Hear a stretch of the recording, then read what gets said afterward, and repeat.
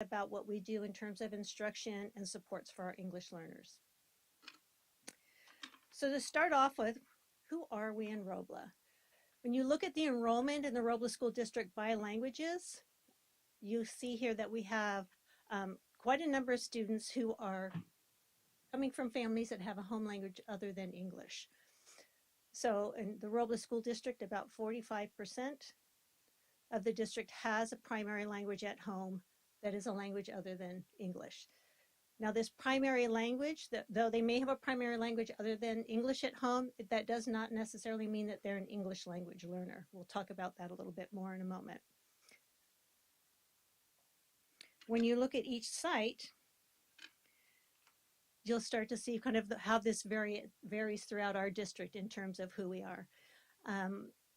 37% of these families are English learners, meaning that they need support in learning the English language because they primarily speak another language other than English. We currently have 20 different languages that are spoken in the Robla School District. And when you look at where those students are, I'll share with you a little bit of information in terms of how that's broken up across the district. Glenwood Elementary has by far the largest Spanish-speaking population of our 5 school sites. At Glenwood, they have 9 different languages spoken in that school. But as you can see, 48% of the students speak Spanish as their primary language. At Bell Avenue, there are 13 different languages spoken at Bell Avenue. Main Avenue has, where's my list here? Main Avenue has 9 languages as well as like Glenwood. And Taylor Street has the most languages in the district in one school site. They actually have 15 different languages spoken at Taylor Street School.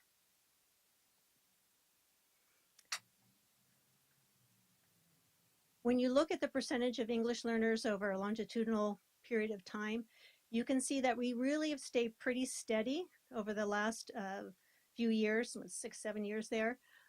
Our peak was 48% back in 2015-16. So we've stayed right around that 37% since the last 2017-2018.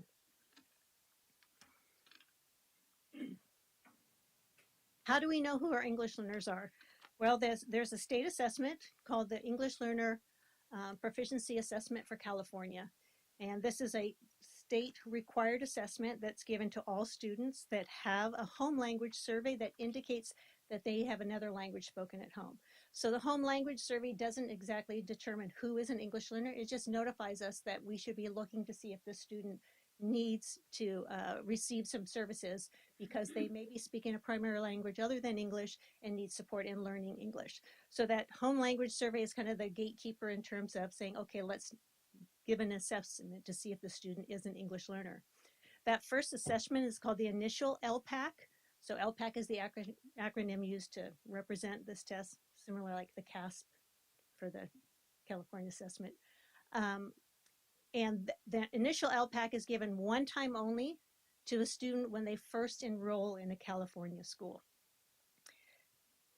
That is the assessment that determines if a child is an English learner. From there, once they have been determined as an English learner, then they would continue to take what's called the summative ELPAC every year until they are reclassified. The summative ELPAC is given in a larger window than the CASP test because there's a portion of that test that is one-on-one. The alternate ELPAC is a new assessment that has been created for our duly identified students. This assessment is given to that 1% that are the most cognitively impaired students. This is a big breakthrough for us. This is the first year that it's fully operational. There's an initial alternate assessment as well as a summative alternate assessment. And this year we will be giving that alternate summative assessment to 10 students within the district. So just as with the CASP, there are level descriptors on the ELPAC. In order for a student to be reclassified or redesignated, those two terms are used interchangeably, a student must score a level 4. And this is only one of 4 criteria in order for a child to be reclassified. within those 4 level descriptors, there's actually scale score ranges, just again, like the CASP. So the ELPAC is equivalent to the CASP, the state fitness test, the science test, in terms of it's one of the required assessments that we give, and it falls under academic when we look at the state dashboard and indicators. So it is an academic assessment. So this gives you an idea of what those levels look like.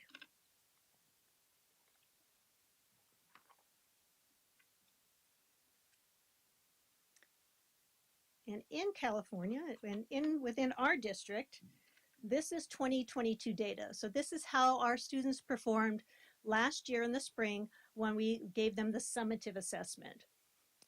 And you can see that we have quite a number of students that were at the level 3 and level 2 area on that assessment. The overall is a combination of four domains: listening, speaking, reading, and writing.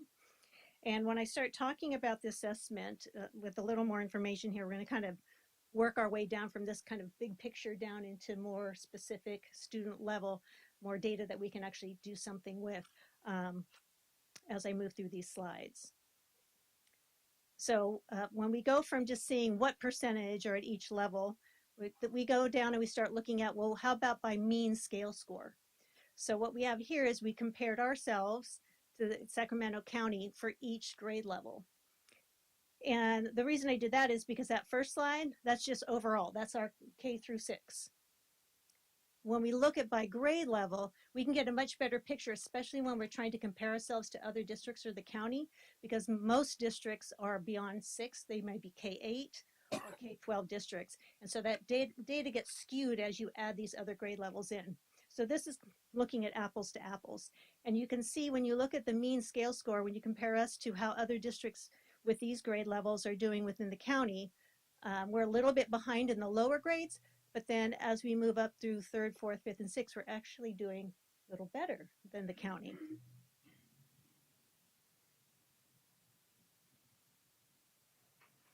Here I'm sharing with you what this looks like in terms of by school site. And I want to caution that when you look at this data, it's hard to compare it to anything, because this data, when you look at per school site and you look at each level, the number of students you test changes your percentages. You know what I mean? If you have a larger whole number and you have, to have 10% of 100, you have 10, but to have 10% of 200, right, you have to have 20. So this gives us information, but it's not really useful information in terms of moving down into the student level and trying to change or improve our student scores.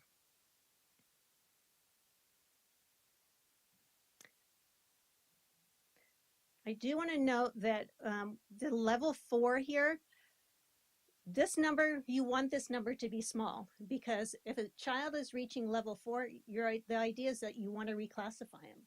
So like I said, this is one of 4 criteria. They have to perform at the same level or at the as their peers on the ELA CASP test. They have to have parent consent, and they also have to have teacher recommendation. So without having those 4, even if they have level 4 on the ELPAC, you can't reclassify a student. It's one of 4 criteria. So hopefully, if they're scoring at level 4 on the ELPAC, then we need to look at some of those other areas and say, well, why isn't this child being reclassified? What's happening in terms of their ELA scores on the SBAC or the CASP test? Is there some family as a parent saying, I'm not ready to reclassify my child?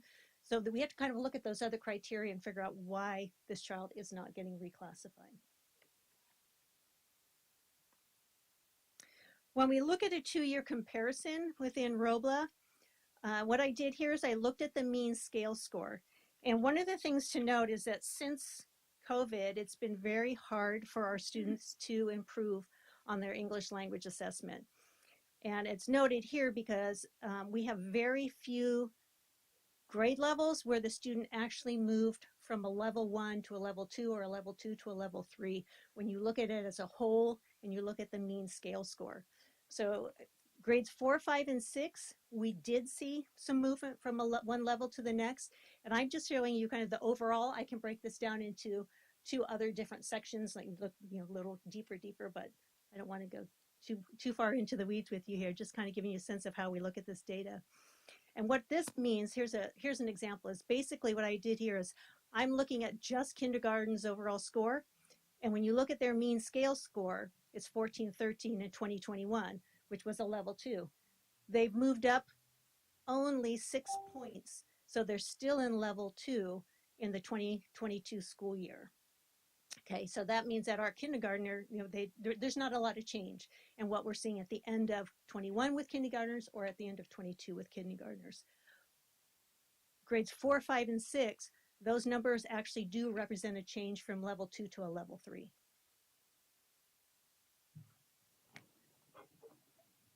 So what does this data mean, and what happens with this data? So the California School Dashboard, as I said, the ELPAC is part of the state assessment under the academic indicator. And instead of just showing ELPAC scores, the English Learner Progress Indicator is a combination of ELPAC scores, and it's a formula utilizing the number of students you have who are moving up, as well as the number of students who have maintained level 4. Now, because it generally takes more than 4 years for a child to become fluent in a language, the ELPAC levels for the California School Dashboard, instead of being 4 different levels, does this have a pointer? Instead of being 4 different levels, I don't see a pointer. If you look on the bottom, there's this ELPI levels. They've broken it up into 6 different levels. And what that means is that a child gets credit from moving from a low level 2 to a high level 2, or a low level 3 to a high level 3. So it gives us more 6 kind of years, a breakup of 6 years, which is more closely accurate to how a child learns a language. It generally takes 5 to 7 years to learn a language. So what does Robla's California School Dashboard look like? This is the 2022 school dashboard, and I've only pulled out English Learner Progress. And as you can see, we score low on the English Learner Progress indicator. When you look down by school site and you look a little closer, which is really important to do, because here you say, okay, low, that's not good. But when you look a little closer, and I'm gonna have to walk over there to show you. When we look at our English learners as a student group, it's a combination of students that are still English learners as well as those who are reclassified. So that LP continues to keep those kids who are reclassified according to state criteria for 4 years in the LP indicator. So when you look at our students, if you break it down to those who are currently English learners and pull out those that are current reclassified English learners that make up that LP group, you get some really interesting data. You'll see that those who are still current English learners are actually 73.3 points below standard. And it's a student group of 386 students. They're actually scoring well for an ELA on the CAP that are very low student group of African American students. Which is 72.8 and 100.8. So, we need to look deeper into this so that we realize we need to look at all these student groups when we're looking at this data. And then when you look at the reclassified, it's really interesting because our reclassified English learners are 44.4 points above standard. They're our highest performing student group. It's very interesting when you dig down a little deeper.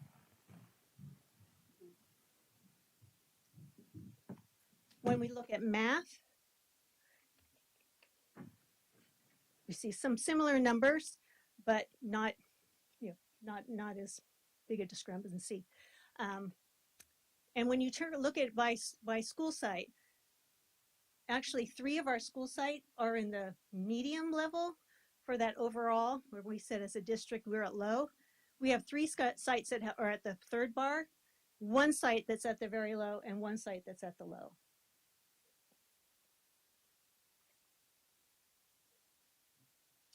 So, all interesting geeky stuff for me, but but what do we do with this? I mean, how do we now turn this into supporting students.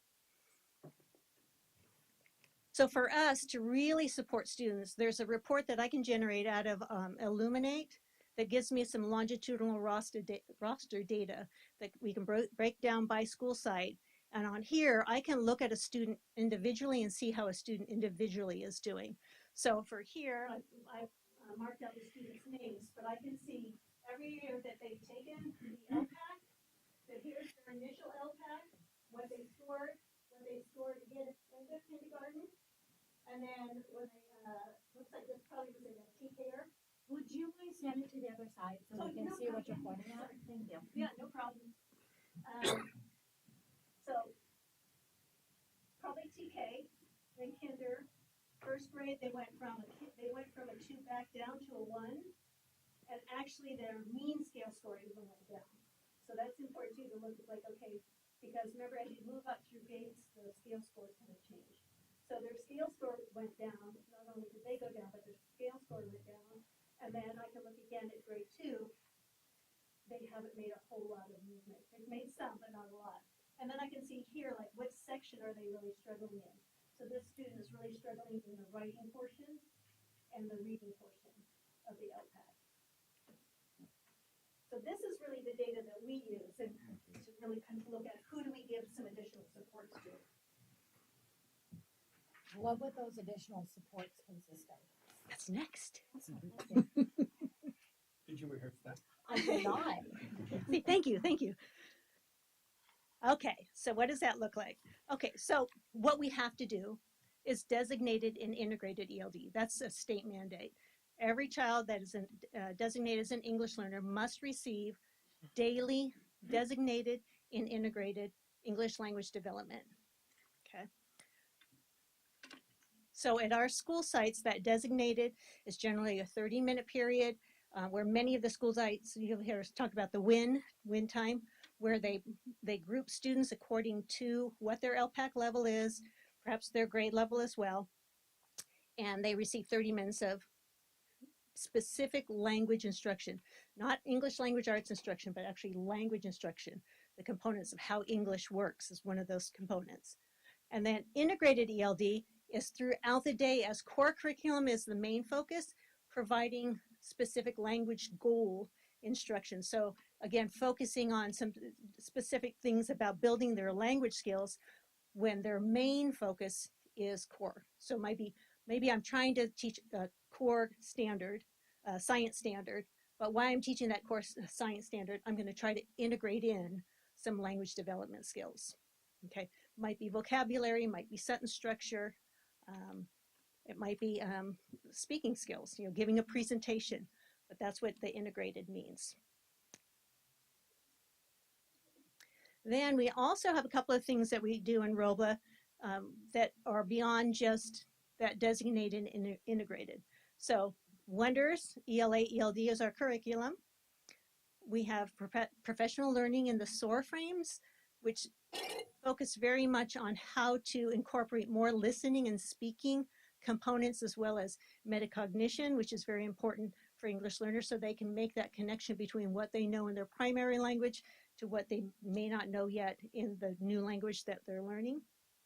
We have English learner support teachers at each school site. The professional learning support teachers, which started out actually as English learner support teachers that now do a more broad through across all the different core curriculum, so they're more involved in the integrated component of it. We have bilingual community outreach assistants that support students in their primary language. We have Spanish, Russian, and Hmong outreach, and they'll pull students for 30-minute, 20-minute short periods of time to support the core curriculum by explaining concepts, giving them the main idea of stories in their primary language. So they're hearing about what it is in their primary language. For example, I was doing some observations just last week. One of the BCOAs was going over, this is a story that your teacher is going to be reading in class. This is the main idea of the story, kind of helping them understand what's going to happen in the story. So then when they heard the story in class, it wasn't all new news to them, or they didn't understand it. Another one, when I talked with her afterwards, she said that she had a group that she met after they had read the story, and the students, it was a small group. These students actually, one of the students thought that in the story, it was a story about a burro. They thought the burro had died. And so when she went over the story, they were like, he's not dead. So they had a whole completely different idea of what the story was about. So that's how really helpful and useful that those bilingual community outreach assistants can be. We've been purchasing more multilingual classroom materials for our libraries and for our classrooms. And some of this has to do with, finally we've had the turnaround in California where being multilingual is seen as an asset instead of a deficit. So supporting that primary language as well as building their new language, building on the skills that they have in their primary language so they come out as multilingual students or multilingual community members who can support and work, in so many more areas because they have two languages. We have extended library hours where librarians have 3 extra hours at the end of most of them at the end of the day. Some do a little bit in the beginning, depending on their school site, where the library is available to parents to come in and check out some of these materials, as well as if they need to use a Chromebook. And then we have our dual immersion program that will be moving into 6th grade next year. So how do we support all these programs? Local control funding formula dollars help to support the program, as well as specific dollars that we receive called Title III federal dollars. We receive Title III regular English learner dollars, as well as Title III immigrant funds. And I want to note that because we have seen more immigrant students in this year than we have seen as long as I can remember. I mean, they're still enrolling. Here we are at the end of March, and we still have students enrolling. As I said, we have 20 different languages within the district. And this is important because it plays a role also into what our ELPAC data looks like.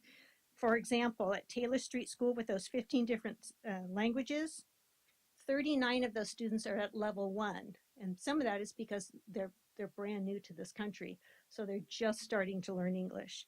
At Bell Avenue, 36 students are at level 1. At Glenwood, 82 students are at level 1. At Main Avenue, 51 students are at level 1. And at Robla, 26 students are at level 1. So we have a lot of students who are really just beginning their English skills and really need that designated and integrated support. Because, just imagine trying to learn science or trying to understand a story and it's given to you in another language. So that's what I have for you today in terms of what our English learner services are. Any questions? I actually do have one. Mm-hmm. Do we have any programs like parents translate like homework or tasks for the students like when they're home and they're trying to assist the children with the homework? Yes, so we have a couple of things. So Google now actually has an app that the BCOAs will work with parents to show them that this app exists. Students can use it and parents can use it as well, where they open up the app and you put in the language you want and you hold it over the top of whatever document you have and it will translate that document right there in front of you. This is really helpful for those newcomers that are in the upper grades and they're trying to understand really hard concepts and more complex text, to be able to put that over, read it in their primary language so they can at least then understand the concept as they're trying to build their English skills. Are we making sure the parents know about this? I bring it up in my EL meetings, and when I have my PAC, my DLAC meetings, I'll share this information with them along with when the library hours are. We also have 2 different programs. We have a program for parents if they want to learn English. So we subscribe to Rosetta Stone that's available to our parents. Also, that USA Learns is free through Sac County Office of Education. And then there's another one, I think it's Mango, that's available through the libraries. So we'll share that information. Here are 3 resources that you can use. Those 3 programs are generally more catered to more adults than our young students. So for our young students, we have a program called Lexia English that's really quite new. It's only been around for a couple of years, and it was developed by primary teachers. Lexia, the company, bought the platform, and it's specific for elementary age students. So we have licenses for that. So all of our low-level beginning newcomers, level ones, they have access to using that program. We have links for those on our website for the school district, so parents can find them easier. The link to the Lexia English is through their Clever account for the students. So they just go into Clever and push it, and it opens up for them. How about for the parents, like on our district website? Yes, I have it on the district website. It's under the parent. Ramona is showing me. It's under the parent tab. Home connection. My child. Yeah. A completely different language with their assignments. That's why I'm asking. Yes. Yeah. Just Good a questions. Follow-up question. There's just had me thinking. You said that they use Google Translate in the app for this. It's a Google Translate app that you put on your phone, and when you open it, you put what language you want. You just hold it over any document. It's pretty cool. Okay, my question is actually about that. I like Google Translate, and I'm impressed with things like that. But I know that they're not 100%, and some of the AI-based technology can be off. Do we have people checking that and making sure that it's giving accurate and decent messages? Yeah, so actually our bilingual community outreach assistants, that's one of the things that, they translate. So because in our district, we have more than 15% at every school site of our English learners are Spanish speaking, then by law, we have to provide any of our messages in Spanish. We have the capacity to do it in Hmong and in Russian as well, so we do. But what they do is they don't just use Google Translate, and they will check, like, because sometimes we'll see, like, somebody will, go like, I'm in a hurry, and they'll try to do it on Google Translate and then take it to a BCOA and say, okay, how is this? And they're like, well, and it's gotten a lot better. It's gotten a lot better. But like I said, we have so many languages that we don't have that primary support. So I always try to put kind of a disclaimer saying, here's an app that you can use. I can't guarantee its accuracy, but it at least help you. What percentage of our students overall, first percentage of our EL students and then students overall are, say, at level 1? Percentage of our students at level 1. So I don't have, well, let's see, do I have for this year?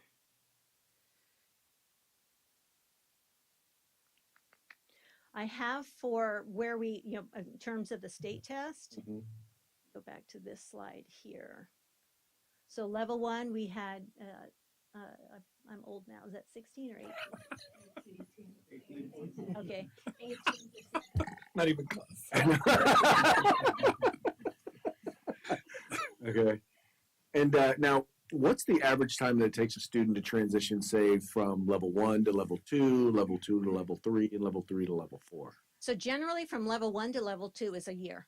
They'll get that in, and it kind of depends though on what grade they come to us and how strong they are in their primary language and how much schooling they've had. So, for example, I was watching a BCOA with 2 students, same grade level, same language. One came 3 months before the other.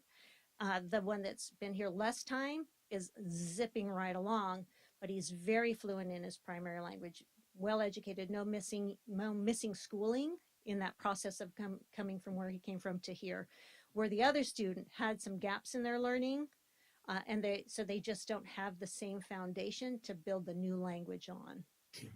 What are the percentages? Not so much percentages.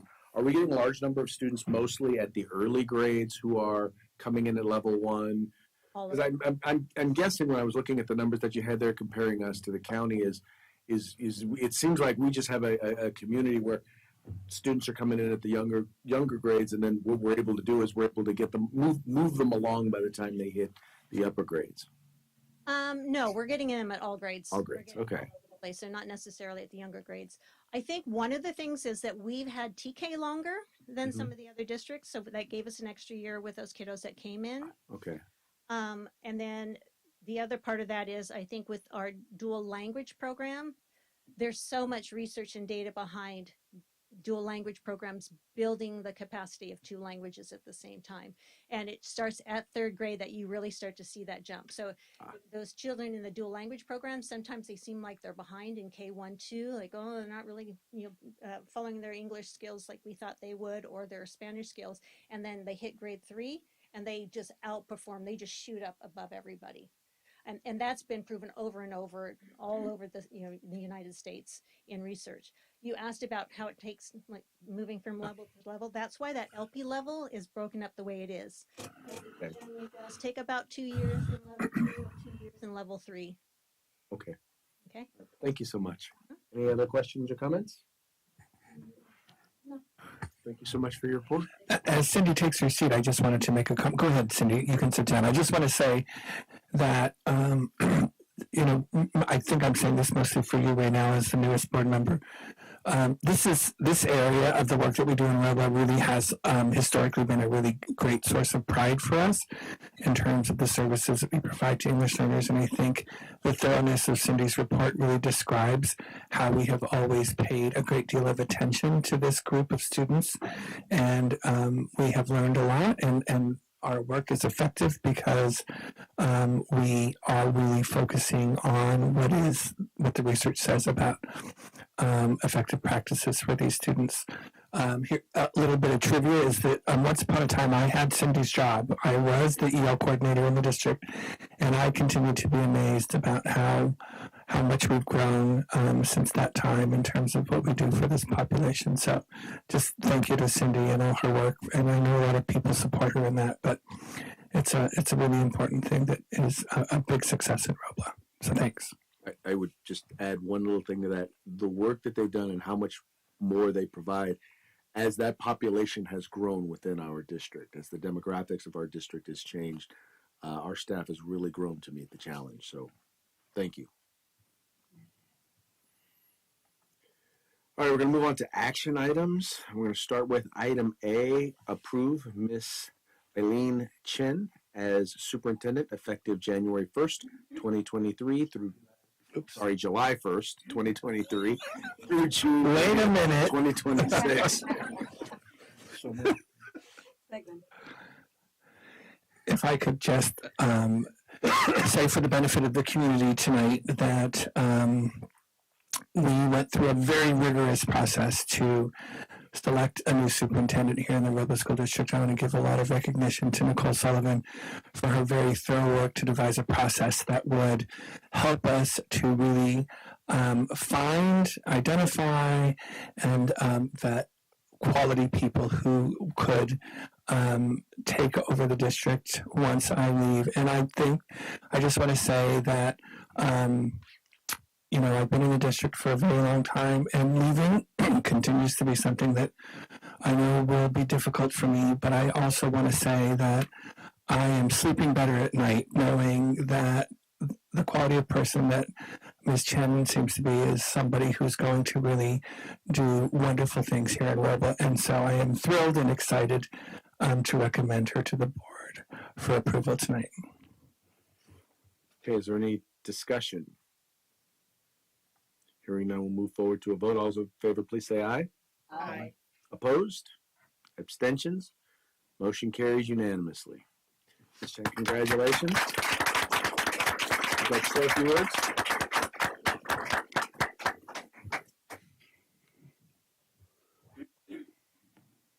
I always do that. Good evening, members of the board, Superintendent Reyes, staff, and community members. I just want to say thank you for the opportunity to be your next superintendent.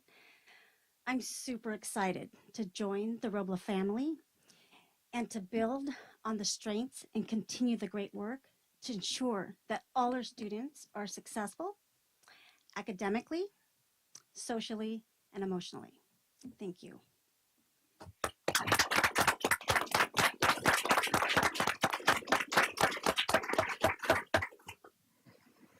Okay, we're going to move on to item B, approve service agreement for architectural services with LDA Partners Construction Project. So moved. Second it. Go for it. So this item is related to the transitional kindergarten and preschool facilities to be constructed at Bell Avenue. It is being paid for by the California Preschool Transitional Kindergarten and Full Day Kindergarten Facilities Grant Program. These are for the architectural services to design and engineer that building. The board may want to note that there is a set aside for about $45,000 in reimbursements. That's not for their travel. That's not for their food.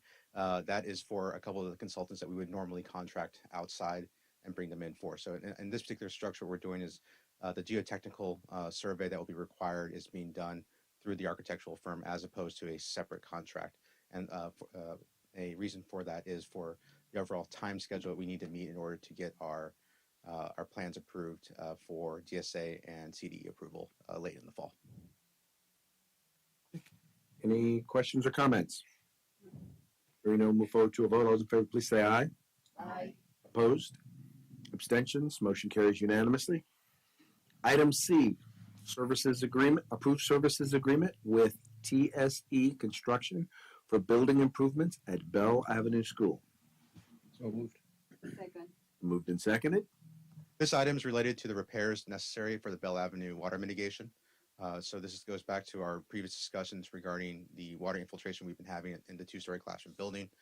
This contract would go to resurfacing the concrete near the doors of the classrooms for the slope, as well as integrating a underground drainage from a downspout to the drainage that we've already previously put in, so that we move water away from the building on the first floor. And we hope to have this work done over spring break, obviously, and also that the weather continues to improve. Is this that grate that's kind of between the library and the classrooms? So that was the original drainage, and that's meant to keep water from coming from the blacktop towards the building. Oh, okay. This is actually, we've been having water infiltration coming in from into the hallway, if you will, the corridor. Yeah, so what we're trying to do is take the water, slope it away from the building into a drain, and then tie that drainage system into the one that's pre-existing there. Any other questions or comments? Hearing none, we'll move forward to a vote. All those in favor, please say aye. Aye. Opposed? Abstentions? Motion carries unanimously. Item D, approve prime contract change order number 7 to the construction services agreement with Clark Sullivan Construction for a credit adjustment of costs for the Robla Elementary School new classroom building and school modernization. So moved. Second. Been moved and seconded. This is good news. As we discussed with the board at our last meeting during our facilities update, the CDE had come back and said that we did not need to make the additional improvements to Rose Avenue. As a result of us waiting for that response from CDE, we had allocated about $74,000 towards an allowance for that project to be completed at a later date. But now that that specific scope is no longer required, Clark Sullivan is crediting us back those dollars in the contract. Is there any discussion or debate? The amount, approximately? $74,000. Okay, Thank you. Hearing none, we'll move forward to a vote. All those in favor, please say aye. Aye. Opposed? Abstentions? Motion carries unanimously. Thank you. Item E, approve certificated administrative salary schedule for 22-23, 23-24, and 24-25. So moved. Second. It's been moved and seconded. Is there any discussion? Hearing none, we'll move forward to a vote. All those in favor, please say aye. Aye. Opposed? Abstentions?